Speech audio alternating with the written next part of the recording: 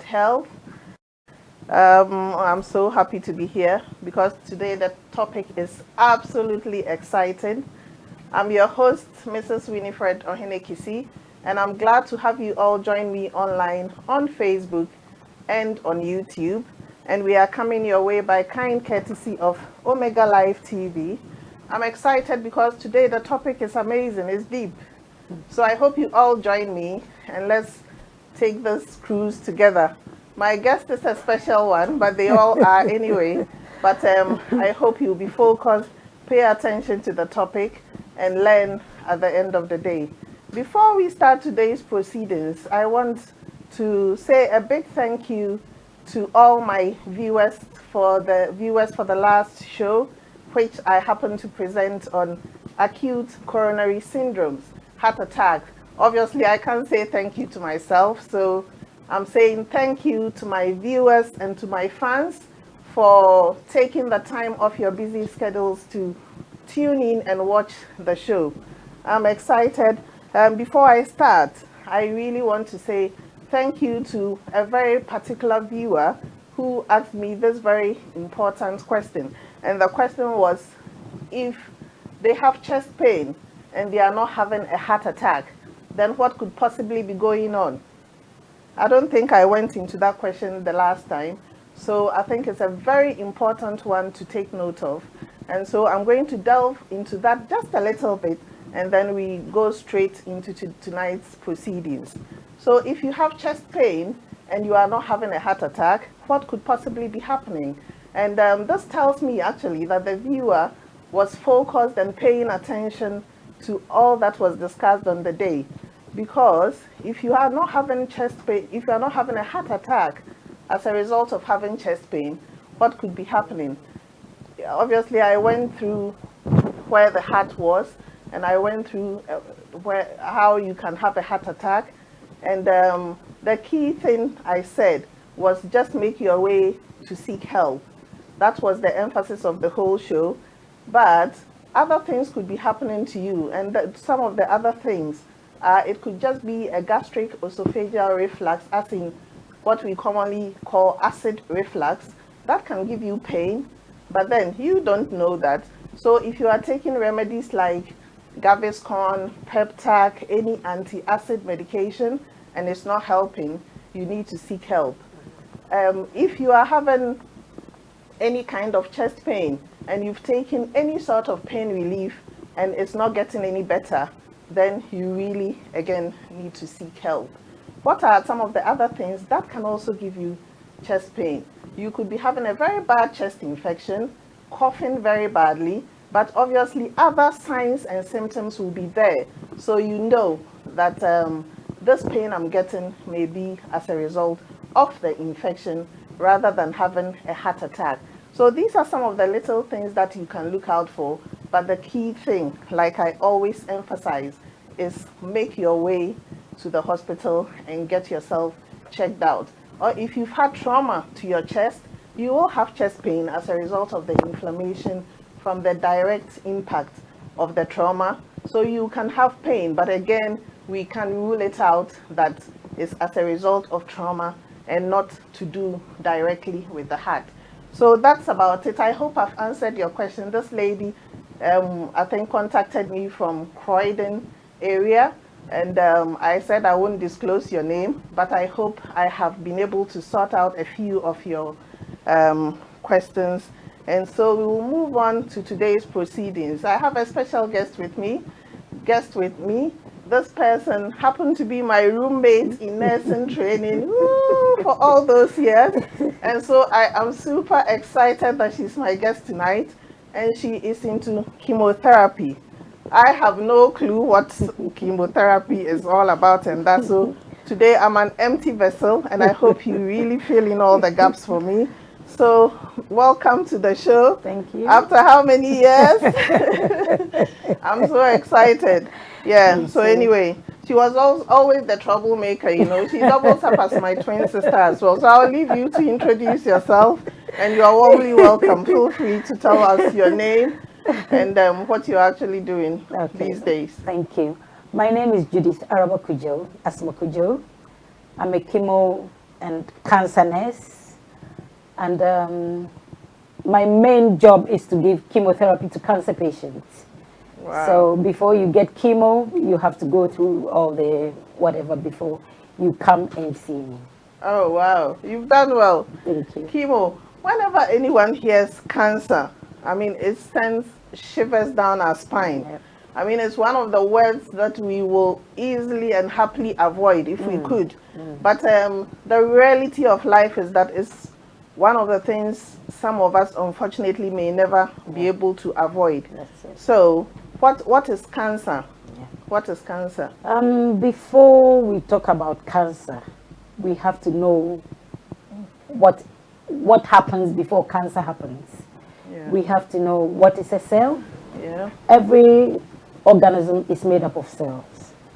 And everything in us, our organs, our tissues, everything is made up of cells. So, yeah. So these cells, they grow. Just like we are born, we are babies, we grow into children, we become adults, and then we become like, we get married and we have children. It's the same with the cells. The cells, they grow, and then they get to a stage, they're like, oh, I'm an adult, so let me also get married and have children. So these cells, they will grow, but most of these cells, what they do is they hide in the growth stage. When they are growing, they stay there. They don't cause trouble. And in the body, it has systems like checkpoints to tell these cells, you've grown enough, you can have babies now. So these cells will divide themselves into two daughters. So let's say they are adults now. Okay, now I want to have children. So they divide and they become adults and they give birth to children. And some are like, I'm grown, but I don't want to have children. I don't want to divide. I want to be like that. And then that's it. And as they are growing, some grow into normal cells. Like when you have a cut on the skin, you see that the skin peels off and there's another skin there. We don't see these things, but it happens in the body. So some of these cells will grow abnormally. Nobody knows what happens. They will grow abnormally. Those who grow abnormally, some will say, I'm abnormal, so I just want to die. I don't want to have children. So these ones will die themselves. And we have stubborn ones who are abnormal, but they, no, I'm not going to die. I'm just going to keep dividing, have children. So these are the abnormal ones that become cancer. We have two types of cancer. These cells who are abnormal become cancer. We have two types of cancer. One is malignant, one is benign. The benign ones are the ones, let's say somebody says, I found a lump in my breast. They go and check, they did the biopsies and everything, and there's nothing wrong. There's nothing there. They are benign. But So benign as in these cells will not be multiplying and No. growing any further and than they will not cause any trouble. They won't move from where they started to anywhere. They stay where they are. They don't cause you any pain. They cause you nothing. And then we have these naughty ones who are abnormal, and they say, no, I'm still going to divide myself. And they keep dividing and dividing and dividing. And let's say if they started in the breast, they move to other places. And these are the ones that cause you pain. And moving from the breast, they go to other tissues as well. So these are the malignant ones, and these are the ones that cause cancer itself. Okay. So just to clarify things here, and for our viewers watching us, using the breast is just an example of an organ or tissues That's in it. the body. Yep. But generally, Yep. cancers are so broad. Yep. That is why our topic is an overview into it, That's trying it. to understand that regardless of where it happens in the body, the cancer is just starting from just the basic normal tissue, and then some dividing and deciding not to stop growing and trying to spread somewhere else. That's it. Exactly. Okay. Yeah, so before we carry on, just so you know, this is coming to you also by courtesy of Omega Live TV. Omega Live is powered by Omega House Multimedia, and they give us the platform to all the professionals who have kindly offered to come and join me here on the show. So yeah, so we'll go back to our topic now. So cell, I mean, the only thing I think of, like when a baby is forming in the womb, and you see pictures of like small That's it. cells all Exactly. growing, and then some becoming your limbs and your arms. I think that is quite a graphic, It's the simple same way thing. of Exactly. like a clearer That's picture it. of a cell Exactly. dividing Yeah. and growing. But Yeah. it actually happens in all the different body tissues as well. Yes. It makes Our sense. kidneys Yeah. are cells, and they come together and make the kidney. Kidney. Our eyes, our hairs, our mouth, everything, our ears, everything in us are Yeah. all cells, and they grow together to become what tissue they become or what organ they become. But once they've grown to the normal size for that age of the That's person, it. they should stop growing. That's it. Yeah, but They it's either die themselves or they keep growing. They grow, they don't cause trouble. yeah. And those who are old enough die. And then the younger ones also grow to replace those who are dead, to help the body function as normal. But then these naughty ones are the ones who don't stop growing. And these cancers are those abnormal ones, they grow so rapidly. So let's say if the normal cells grow, let's say in 20 days, and they have to die, these ones, like in few hours, they will grow. Or they can grow to a normal size in less than 2 days. So that's when you feel a lump. If they are cancerous, you feel the lump because they are growing so rapidly. They are not taking any measures. They are not listening to any checkpoints in the body at all. They're just growing and growing and growing. But then as they are growing, because they are cancer cells, you may feel pain. You may bleed unnecessarily. You may cough frequently for so long. And these are not Depending normal on signs. which organ in the body Depending that's on affected. which body organ is affected. If it's the breast, you feel a lump, but when you touch your breast, it will be painful. If it's the lung, if it happens in the lung, you'll be coughing for a long time. If, let's say, it's in the reproductive system, you'll be bleeding. If it's in the colon, you'll be having pains in your tummy, and the pains don't stop. Whatever you take for the pains, they don't stop. So, Yeah, so that's the normal difference. cell growth in any part of the body is painless. It's painless. It's You pain- and we feel don't any even pain. know it's happening. No, we don't know. All we find is No, we are growing. no. We are growing, and then that is it. Yeah. But then, if anything is going on which is abnormal, Yeah. then obviously because of the space it tries to occupy That's by it. growing bigger, Yeah. that's where the pain starts. Okay, right. So you mentioned about two different types of growths. Yeah. Yeah, one Yeah. being the benign. So Yeah. I want you to probably explain and clarify a bit more Yeah. about benign, Benign, yeah. kinds of growth. Yeah. Benign growths, let's say a lump in the breast. That's the only thing I can say, because you can touch your breast and feel you've got a lump in there, but it doesn't cause you any pain. But still, you have to go to the doctors for them to check. Okay. They will do a biopsy to make sure there's nothing. So they will tell you, oh, it's just a lump. You can leave it or they can remove it. Yeah. It won't cause you any pain. It will still be taken out It will anyway, still be isn't it? taken out. It all depends on the individual. If you want it out, they will take it out. If not, Yeah. and also depending on your age. What, for the breast lump? Yes, the lump, yeah. So if the individual doesn't want it taken out? No, if it's not causing you any trouble, you can, leave it there. Yes. Really? Yes. Okay, right. Another one I can think of is like uterine fibroids. Yes. That is very Fibroids common, are isn't it? benign growths. They don't cause you any problem. The only thing they cause you is you bleed more. And also depending on their size, the doctors will Yeah. advise you whether to have them removed or leave them. If they are too big and they are causing you troubles, Problem. you have to remove them. Yeah, they have to remove them. So the benign ones will only occupy the space space. they are, and Yeah. then they just Stay get bigger, there. stay there. Stay there. They don't even get bigger. They just stay there. If, let's say, they are 5 centimeters, they are 5 centimeters. They don't increase anymore. And they don't cause you any trouble at all. Yeah. They stay where they are. They don't move to other tissues. The problems that they are likely to cause you will just be for that specific organ. That's it. That it's growing yes, on. it's growing isn't on. it? Lump in the breast actually don't cause you any Cause you any problem. problem. You feel it when you touch your breast. You feel that you have a lump, but it doesn't give you any pain. It doesn't cause you anything.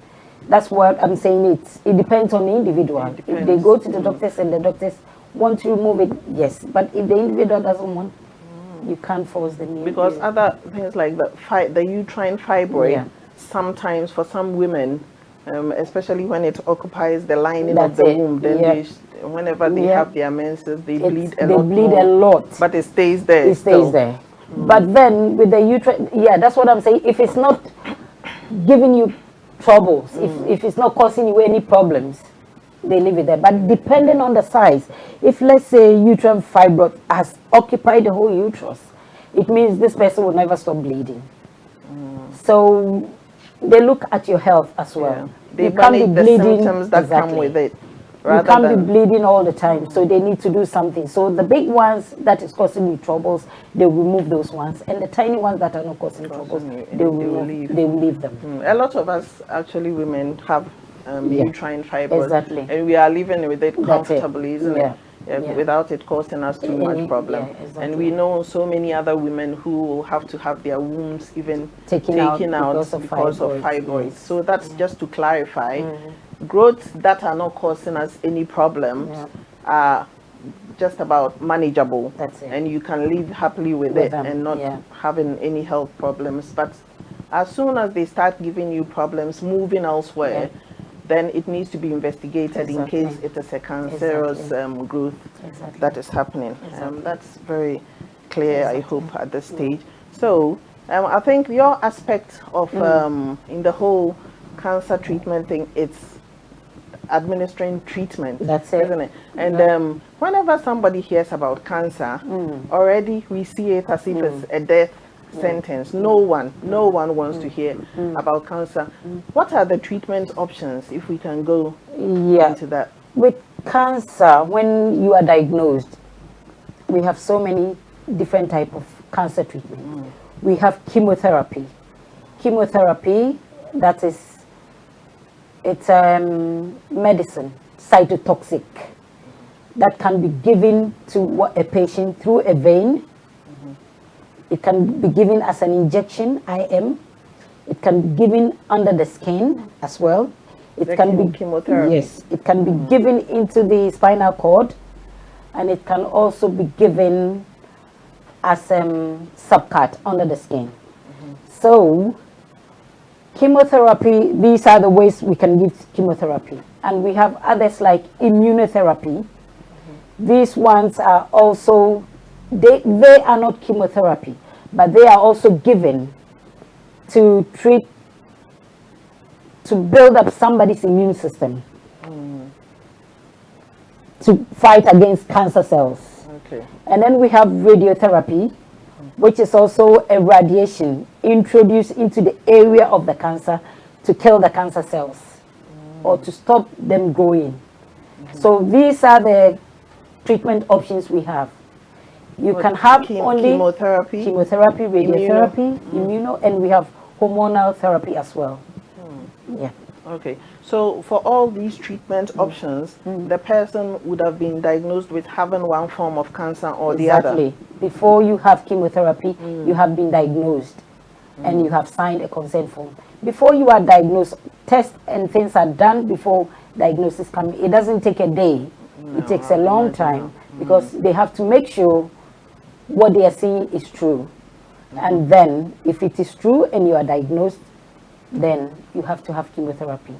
But depending on the type of cancer and depending on the stage of the cancer, when we say staging, we have 4 stages: stage 1, stage 2, stage 3, stage 4. Stage 1 for any cancer. Stage 1 is the earliest part of cancer. Stage 2 is in between. Stage 3 is going further, and stage 4 is advanced.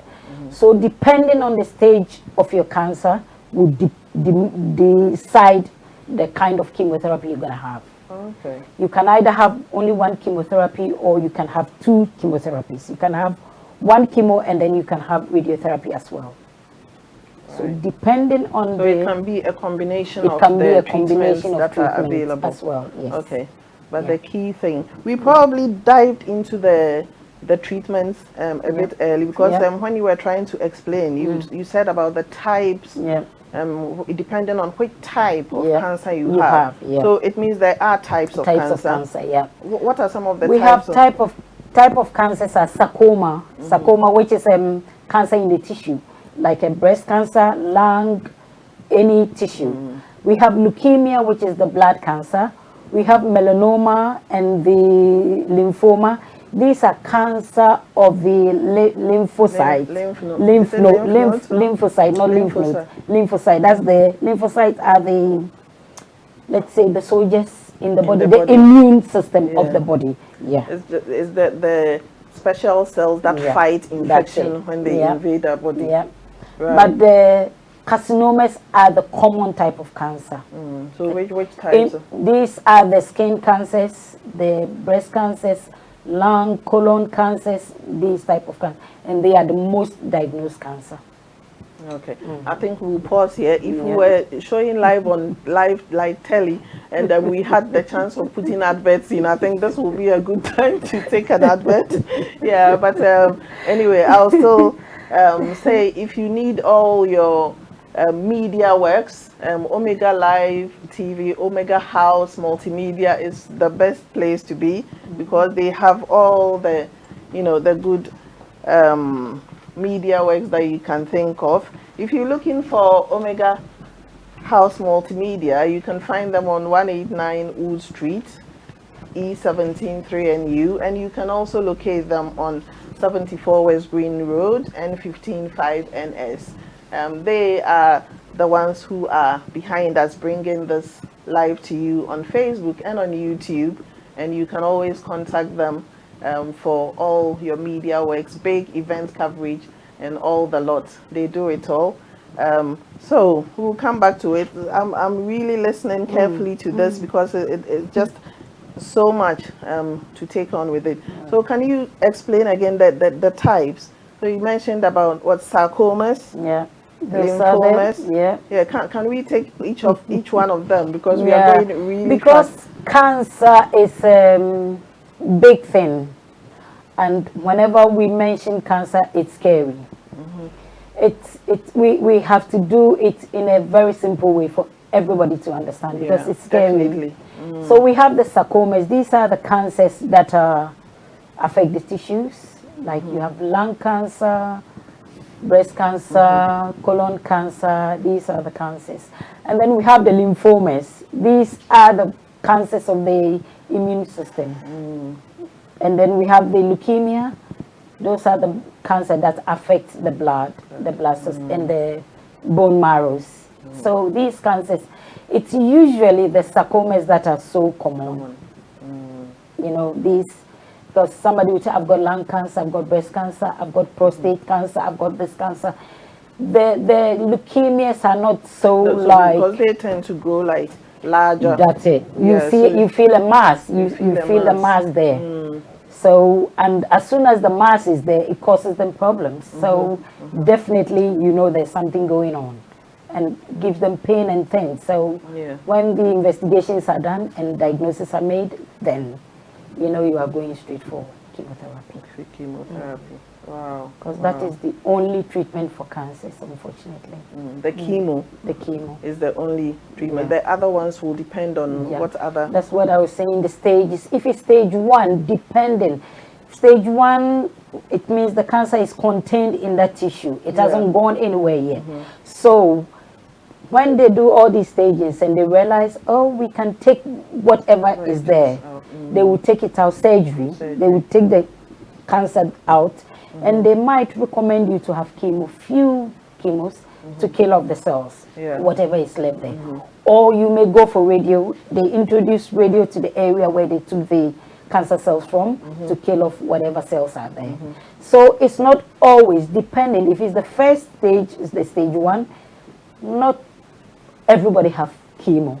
Some will have chemo, some will go for radio, some will just come for just one cycle of chemo and that's it. Right. So in all of this, the it is very important for it to be picked up early, isn't Exactly. it?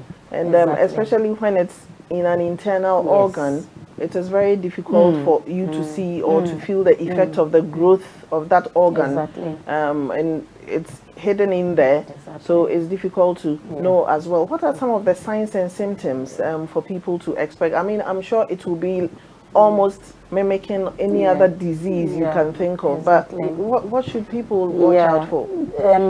With breast cancer, that's what we say. Women, we have to examine our breast. You feel any lump, you go straight to your GP for them to check whatever it is. With colon cancer, you get people saying, "I've started having like abdominal pain, and whatever I took for it, it didn't go off." But then, Yeah, and you see changes in their bowels. bowel habits. So they have to report it. And we have some type of cancers that are very aggressive. They don't give you any signs and symptoms at all. Really? They just come on just like that. And then within 2 weeks, and then they pick it up and it's gone far. But then we have to listen to our body because our bodies tell us so much.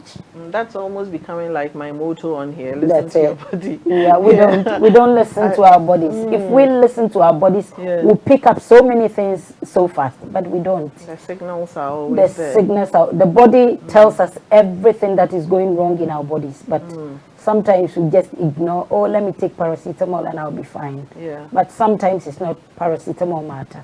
It's a matter that needs to be investigated Yeah. properly. So let's Yeah. listen to our bodies.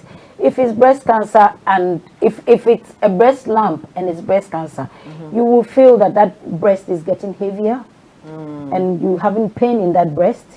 If it's lung cancer, you know you'll be coughing for a long time. Yeah. If it's in the lower abdomen, you'll be bleeding heavily for a long time.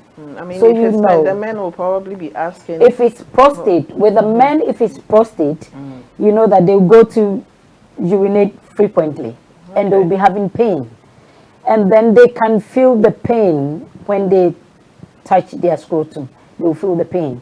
When they They wee, also have to have any kind of scrotal examination. yes, men also do. They have to examine their scrotum, both. They have So to. it's not just women. Because, yes, to examine our breast. Yeah.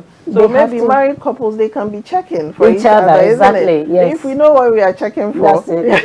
If you touch it and it's check. painful, then you know, oh, there's something wrong. It shouldn't be painful. It shouldn't be painful. Yeah, but then if you feel pain when you touch it, then you know something is going on. Just go and check it. I mean, Yeah. to have your peace of mind.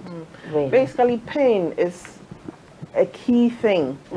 That's a key signal the body gives you when Exactly. something is Yes, wrong. exactly. And this is where I give an example, a typical example of a family member who experienced cancer, a sort of cancer.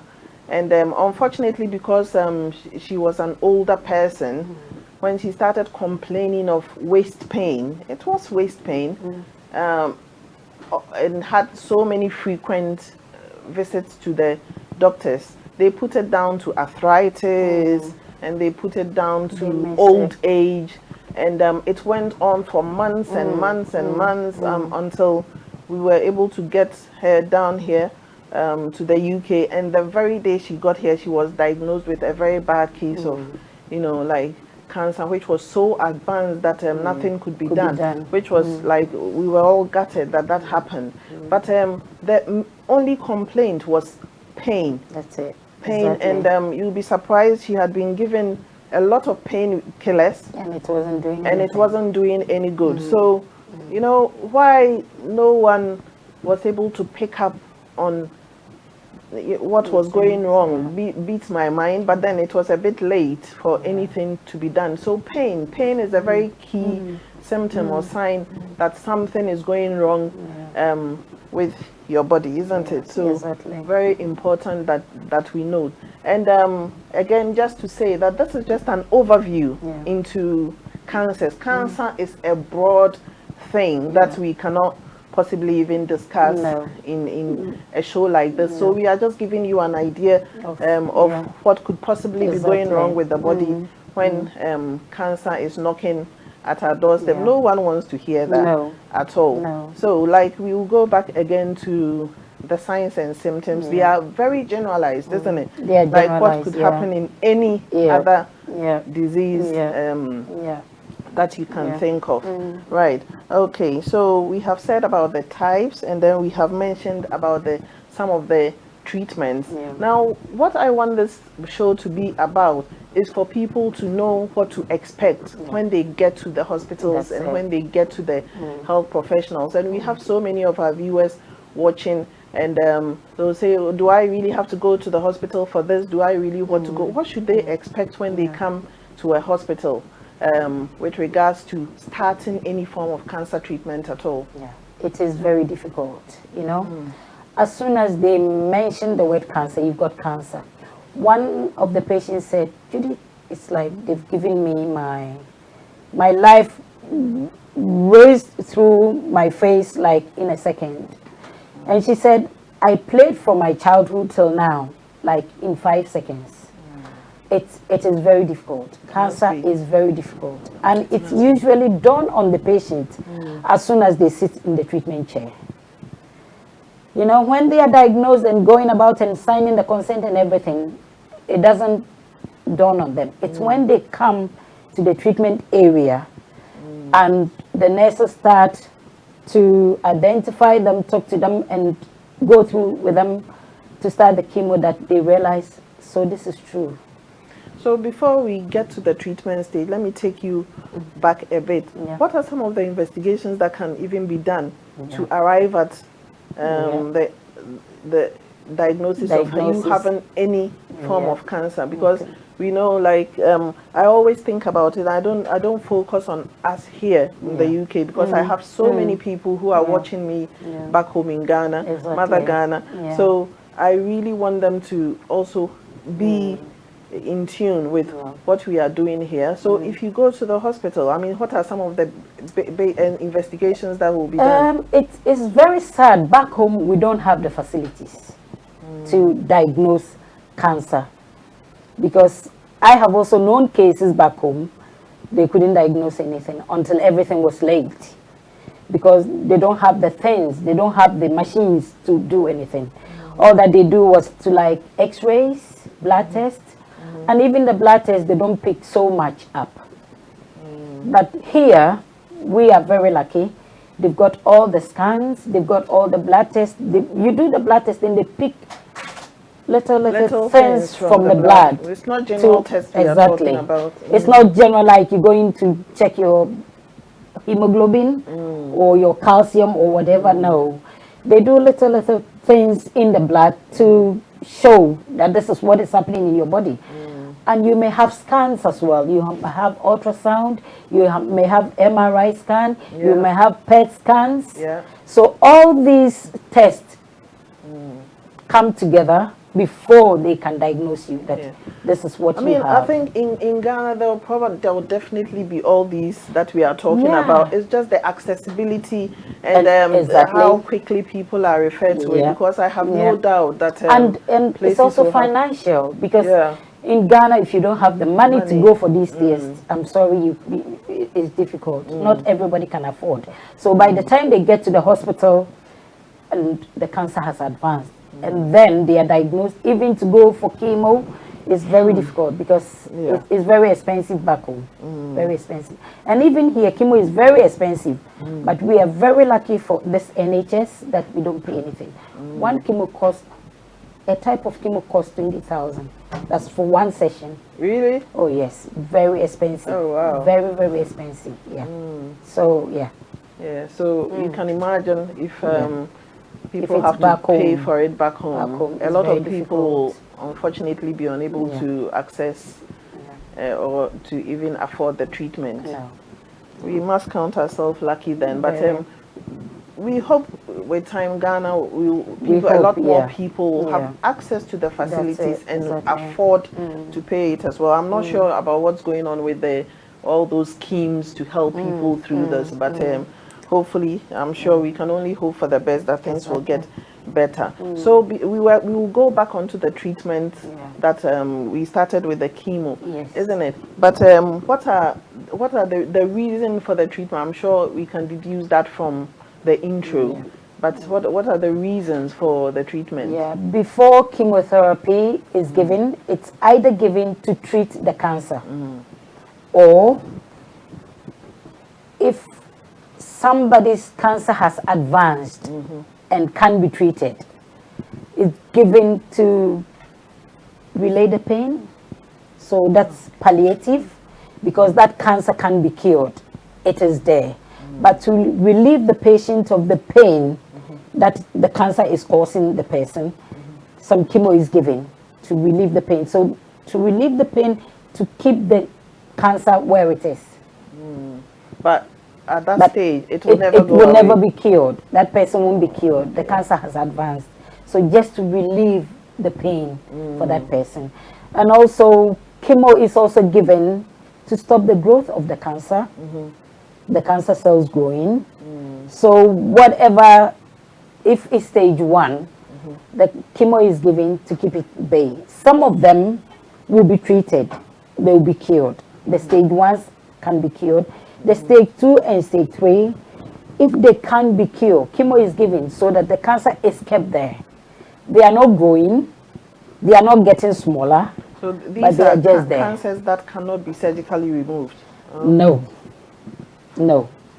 They've gone to a stage that it can be removed, and it goes to a stage it can be cured. But then the chemo can let it stay where it is. It's not going to spread.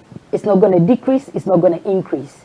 So the chemo keeps it there for the patient to have some quality of life. Yeah. Right.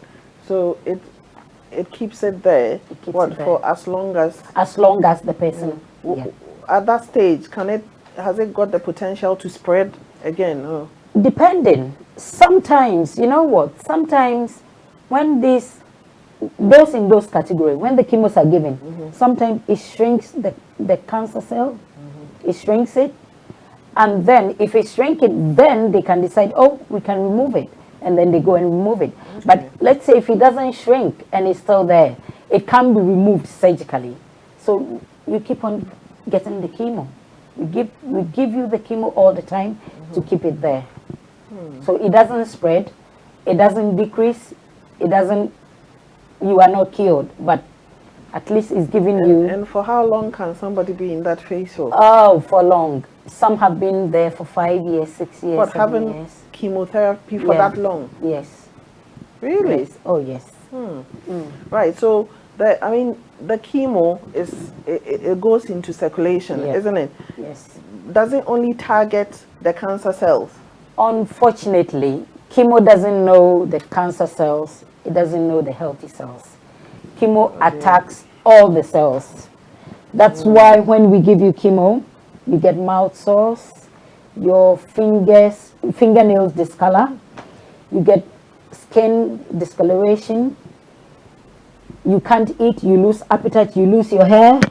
So many things happen to you because the chemo is targeting the cancer cells as well as the healthy cells. So chemo doesn't know cancer cells. It doesn't know good cells. It attacks everything. But then the body recovers itself. So whilst the chemo is attacking the cancer cells and the good cells will recover themselves. But the cancer cells will be reduced, will be killed. That's the intention of the chemo anyway. Yeah. So at this stage, we'll probably have to define chemotherapy a little bit more. Yeah. What exactly is chemotherapy? It's a cytotoxic.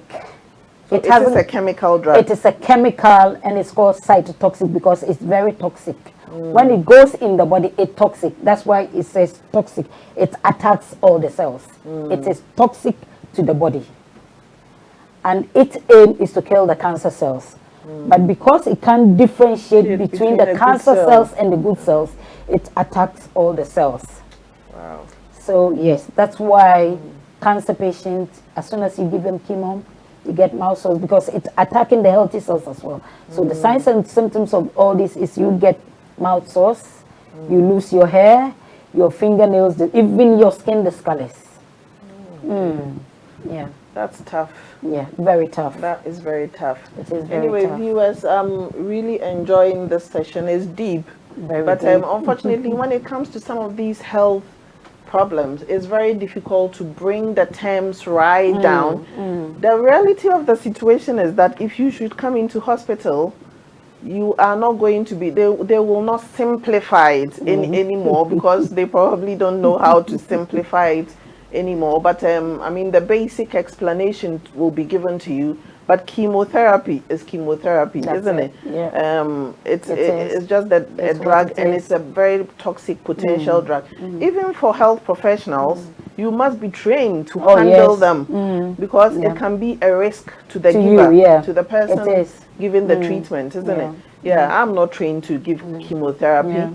Yeah, and because it's a very powerful medication which can be toxic. So if anyone is not trained to give chemotherapy, and you don't handle it very well, because there are procedures for handling them till the administration, isn't it? Yeah. And it even gets into contact with you. It's a big issue. Wash, it is a big issue. Yeah. And did you say you have to what? Wash it? You wash. Hopefully those who are not meant to handle it should not come into contact with it anyway. But sometimes you have accidents happen because it's given in a vein, and these patients have to move. So when they move, sometimes the cannula dislodges. If you say move, they have to walk to the toilet. They have to walk to get some lunch. They have to walk around. And sometimes when they walk, the cannula gets dislodged and the chemo goes into the skin. Depending on what type of chemo, some of this chemo, if we calm down, some of this chemo can eat the skin. Oh dear. So depending on what type of chemo, we have to discontinue it. We have to try and draw back how much chemo we can get out from the skin.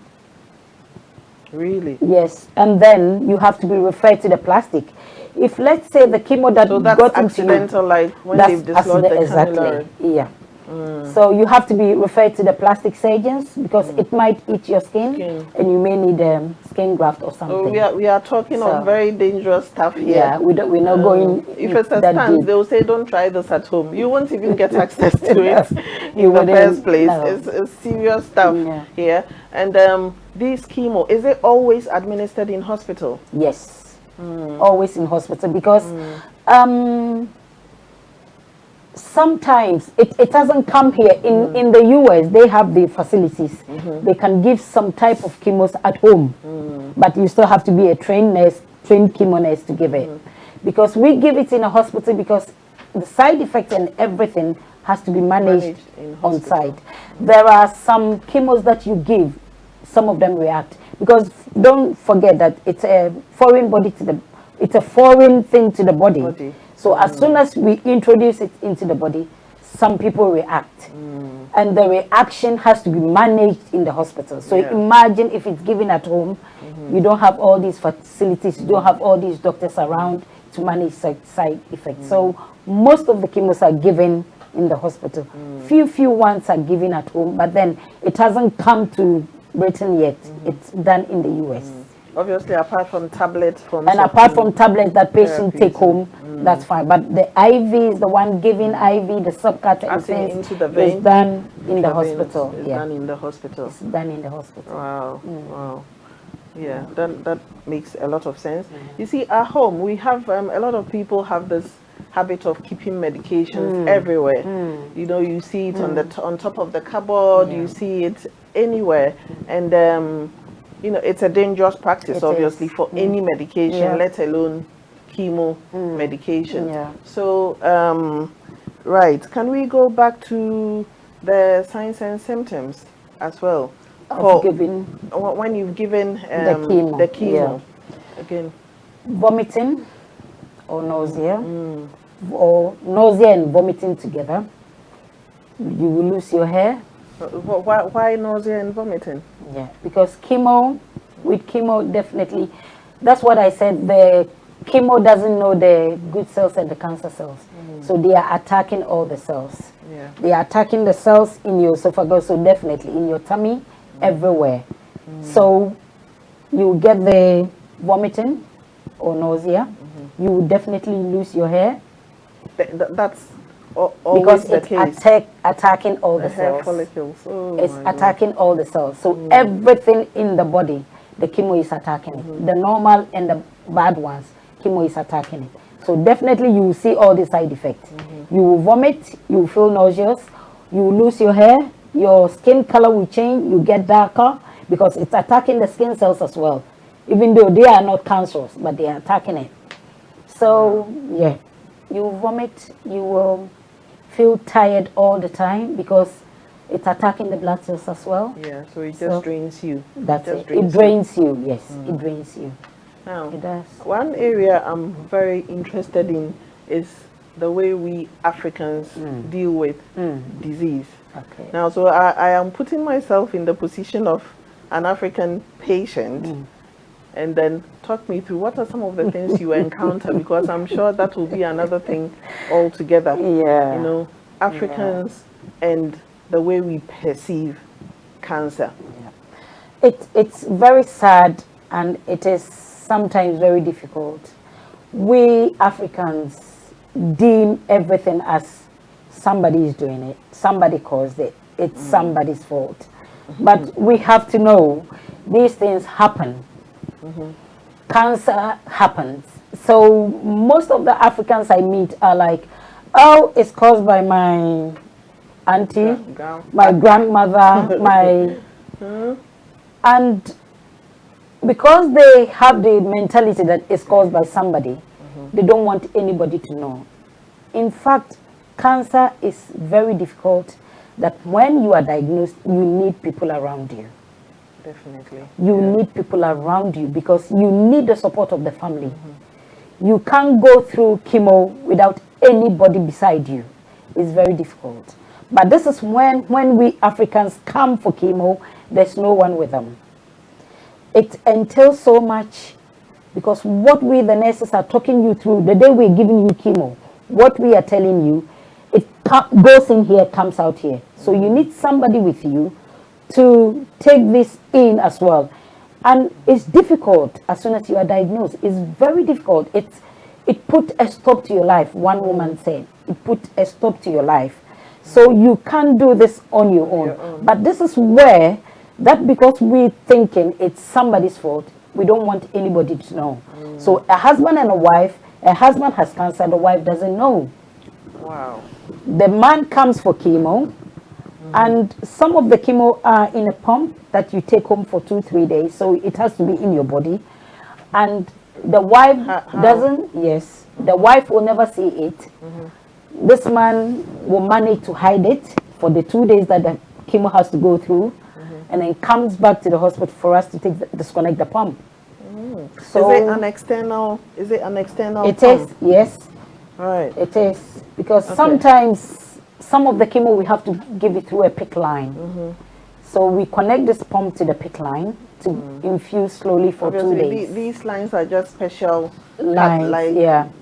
Drip lines, That's catheters, it. yeah. But because the chemo is very potent, they prefer to give it in a very big veins. That's it. Big vein. Yep. And so they put these special veins In there. in different parts of the body to administer the chemo, isn't it? Yeah. So wife doesn't know my husband has got cancer and is having treatment. Husband doesn't know my wife is having treatment. And most of the time, the women come with the husbands. But the husbands don't follow the wives because I'm the breadwinner. The husband is the breadwinner. The husband is working. So why are you here alone? My husband is at work. But I'm going to plead with Ghanaians. I'm going to plead with all Africans, really. It's difficult. And as soon as these people sit in the chair, they start crying. Then they realize, okay, so my journey has started. But there's no one beside me. This is the time that husbands should be with the wives. This is the time that wives should be with husbands, or children should be there. And even some don't tell the children. And it's difficult when things turn round. And you have to break the news to the family.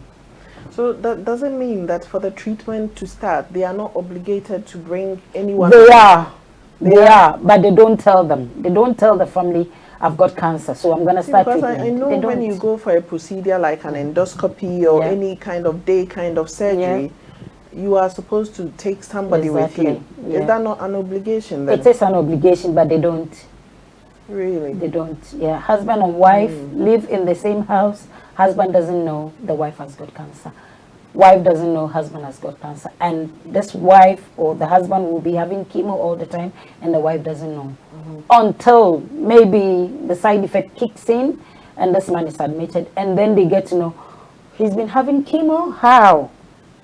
And it's a stress for the family. So I think as soon as this things happens, you have to talk to the family. You have to tell the family, this is what has happened and this is what they want to do. So you need the support of the family when you're going through chemo. It's a very difficult thing to do. It is. It is a very difficult thing because the problem we have generally as Africans is all the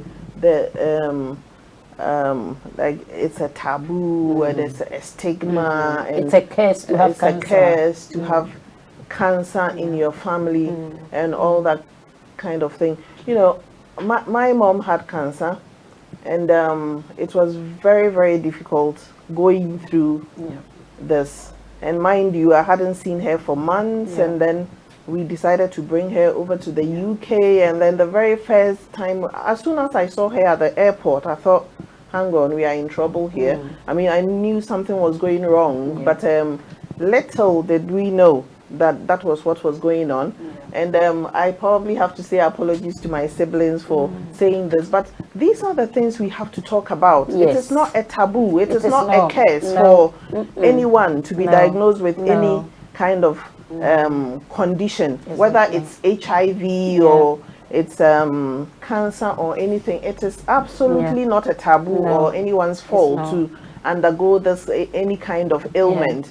So the more we talk about it, because I've had to say to people a few times, and it's like, oh, how come you were just talking about it? I'm talking about it because it is important know. we share these things. We have to. And people will learn from your experiences exactly. and will hopefully be able to deal with it better and to save their own situations if it is, you know, they are in the same kind of situation. So like I said, she was diagnosed with cancer, shock to all of us, and the family had to really decide because she was back home in Ghana. We brought her here and it was terminal to the extent that none of the treatments were going to be beneficial to her. So then we had to make a decision among ourselves as siblings to take her back home because we didn't want her to stay here. So family is always going to be key in any treatment, let alone in the treatment for cancer, exactly. isn't it? Yeah. So what are the other encounters like experience with Africans? Is there anything that you can say to sort of as a and we are here for money. And it's very sad when you have African with cancer having chemotherapy and they put their work first before the treatment. We don't put our health first. But don't forget, because we don't talk about it as health professionals, they do not understand the enormity of the problem they have, probably. But the thing is, your health is one. You've got only one health. So if you don't look after the health, how are you going to earn the money? So you have cancer, you are working. It's okay to work. But then don't forget, you need your treatment to get better, to work to get the money. But then ours is the other way around. They put the work first, and then some of us too were like, oh, we in Africa we have so many herbal medicines. We have to understand we do have herbal medicine, but they are not researched into. So what chemo you are having here, whether it's the same thing that you're going to go and get in Africa, you don't know. Or whether it's contraindicated to what chemo you are having here, you don't know. I've seen 60% of Africans who go back home for herbal treatment coming back worse to the end stages. Some come back to die, some come back in a worse form because our herbal medicines are not researched into. And we tend to... Maybe some of them, probably. But so far as we know, to what extent, that's what we don't know. That is it. But most of, we've got so much in Africa. I'll go to Africa and I'll get treatment. Yes, you go to, but think about these things. Your health comes first.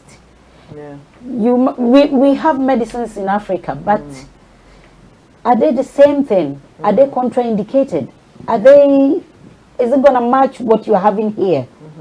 And then they come back worse, and it's sad to see such things. So And spirituality? And spirituality is when they sit in the chair, then they call the pastor. Pastor, I'm having chemo. I remember one lady told me, Sister Judy, can you please throw my chemo away and God will heal me? And I said, I can't throw your chemo away. You have every right to refuse your chemo. Treatment. So if I throw your chemo away, don't forget, we do the blood test and everything. It will show that whether I gave you the chemo or not. And I've got Blood my test pin. post the treatment. Yeah, post the treatment. And my pin is not to throw away chemo. I didn't do my chemo course to throw away the chemo.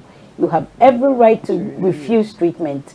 So as long as you come to sit in the chair, it means you know you are coming for chemo. Even sitting in the chair, we have some patients, they sit in the chair and they change their minds. You can do that. You can absolutely do that. Walk out. I don't want it today. I want a second opinion. You can walk out, go back.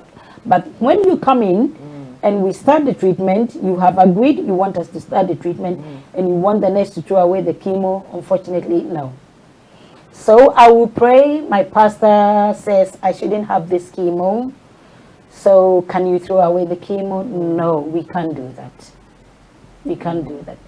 Gone are the days they used to say cancer should run in the family before you get it. It's not like that anymore. Because if you look around, the things we are eating, the things we are drinking, the air we are breathing, nothing is pure anymore. So these cancers are walking around. It can get to anybody. But then listen to your body and then report, go for, and then So you were probably touching on some of the predisposing that's it. causes, Yeah. isn't it? Yeah. So And we have to and eat it can be right. anything. As Africans here, we don't eat right. We don't eat right. How do you mean? Vegetables, fruits, it's none of our business. We eat our carbohydrate and that's it.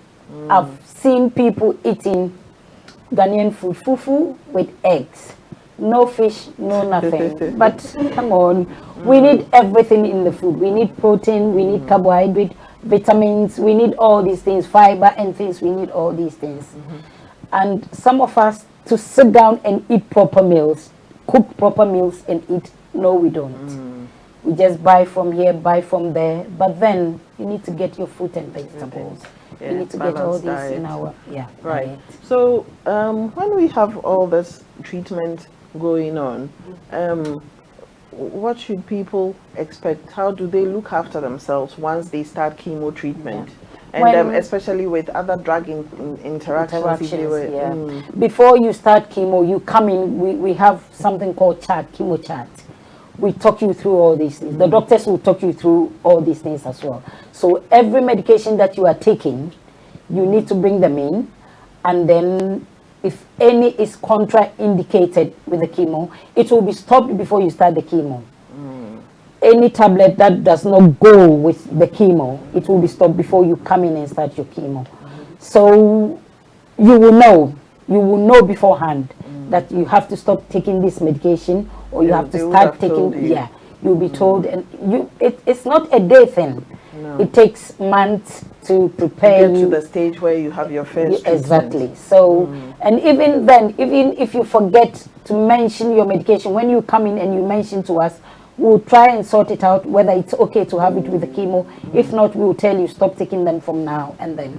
So always you are given the information before you start your treatment. You mentioned about the use of consent form, or they sign a consent form. What is that about? Consent form is when the diagnosis has come up and the doctors have told you this is the cancer you've got. You're going to start having chemo. So you are telling the doctors, I agree to start having chemo. So the doctor will sign, they will put the name of the chemo they're going to give you there, and they will tell you the side effect of the chemo that you're going to have. And then you sign that I agree to start this chemotherapy, and the doctors too will sign. It's like going for surgery, isn't it? Exactly, same thing. So And in this case, what is the reason for making you sign a yeah, consent because form? you have agreed to start chemotherapy. Because chemotherapy and the side effect that we've talked about and everything with chemotherapy, you have to agree. So you have agreed you want your chemo. So you signed, the doctor signed, and then you come in. But even if you've signed a consent and you come and sit in the chair and you don't want the chemo, you can still walk away. You still have that option. You have the option to say, no, I've changed my mind. I wanted to have the chemo, but I've changed my mind. So we will refer you back to your consultant, go and have a chat with them, and then see what other options you have. Yeah. What kind of support should people expect, or where do they find the support? Because I believe if I know that I have these options and all this support network there, apart from my family, I'll probably exploit those options, isn't it? Yeah. So what are the avenues for people to seek extra help and support? We have Macmillan support. They are there 24/7. So as soon as you start chemo, Macmillan. That is if you are in the UK, Yeah, course, if you're in the UK, yeah. We have Macmillan support. They are there to support, and we have cancer research support. They are there, and with side effects, every hospital has a hotline. We call it hotline. It's 24/7 a phone. cancer hotline. It's a cancer hotline. It's on 24/7. There's always somebody at the end of that line. So whatever side effects you're having, you can call the hotline, and there's somebody there to talk you through, to tell you what to do, advise, give you an advice. But with finances, Macmillan support is there. Every patient has a specialist nurse when they see their consultant. Financially, everything you can speak to that specialist nurse, and if you are incurring costs, transport costs and things, they can get your money back for you. So whenever they see their doctors, the nurses are there, you can speak to your CNS. They are all there for all They this can support. get the money back for what you're... For transportation, because some of them stop working. They give you little things. So you speak to your CNS, the CNS will give you all these avenues to go to get some money to look after yourself, because So you're the not working CNS is anymore. Cancer nurse specialist. The cancer nurse specialist. Every patient has a cancer nurse specialist. And they talk to them about finances, talk to them about anything, and then they are there to help. Yeah. So viewers, it's not like you won't have any support at all. If you didn't know this before, you know now. Yeah. Sometimes it's just the information accessibility and accessibility of service that make people decline or are reluctant to undergo certain kinds of treatment. But there is always support somewhere, isn't it? And the good news is people don't have to pay for this treatment because it's not affordable anyway. Yeah, but these services are there for people to exploit. That's it. Yeah, but they are not entirely going to be on their own whilst they are going through this. Yeah. Oh my goodness. They are not on their own. Even when you are having treatment, they follow you up. The doctors follow you up all the time. Even when you finish chemo or you've gone into remission, they follow you up. So it's not like you finished chemo, so they left you. Yeah. You are followed up all the time to make sure everything is okay. Yeah. Should there be any lifestyle change once you start chemo treatment? Yeah, your body will tell you really. Food should be cooked properly. Red meat should be avoided because it aggravates colon cancer. So the advice is avoid red meat. That is before, not like whether you have cancer Having or not. chemo. Having chemo. Yeah, having chemo. But then some have made it their habit. I don't want to eat red meat because I've heard it causes cancer and things. It's okay. Everything in minimal. And fruit and veggies should be washed properly. With cancer patients, you need to wash your fruit. Because your immune system is down it's already anyway, low. So you have to look after yourself as well. If you have somebody at home who has got cold, you have to keep a distance. And when you go to crowded places, you have to keep your distance. You have to, you have to look after yourself, because you can't say, no, I'm going to stay indoors, I'm not going to go out. You need fresh air. You have to walk around. You have to exercise as normal. So you have to do everything as you're supposed to do, but in minimal. In minimal. Wow. What an eye-opener. I've thoroughly enjoyed this. Honestly, I have. Yeah, and it's an eye-opener. So if you can just recap, but before we do that, we are privileged to have had this session by kind courtesy of Omega House Multimedia. You can contact them for all your happy moments, even your sad moments, because they cover events including funerals, including weddings, you name it, they do it. And you'll be doing yourself a great disservice if you don't seek their services, because they are the best in the job. I'm not saying this because I'm part of their, but I'm saying this because I like good things. So you will definitely not be in the wrong place. So if you can just recap, and then we bring the session to... Okay. We have talked about cancer. So if you're feeling anything in your body, anything is giving you pain, anything that you think is happening that is not normal, please don't wait. Just go to the hospital. Let them check you up so that you can have your peace of mind. It might not be anything, but then please go and get them checked. But then if they check and it's cancer, so many options of treatment are there. You have chemotherapy, radiotherapy, surgery, so many. And you can still talk to the doctors about what you want. They usually listen to you. And depending on the stage of the cancer you have, they will also give you the options that maybe this is good for you or this is not good for you. So please go. Don't wait. Let's learn to eat properly. Fruit and veggies. Let's balance our diet. Let's exercise. Let's do things minimally. I mean, nobody knows when cancer will happen. It can happen to anyone. So we just have to look after ourselves. We have to. Yeah. So there's no stigma in being diagnosed in any with any condition at all. I cannot thank you enough for granting us, audience, for coming to sit in my hot seat. I hope you will come again, because another time we'll probably take a particular organ and maybe look properly into it, because tonight it was an overview and we were just going into, like touching on every aspect that we can think about. I can't say even, I don't know how to say thank you. It has been amazing, amazing eye-opener. If you have been watching, we have had Mrs.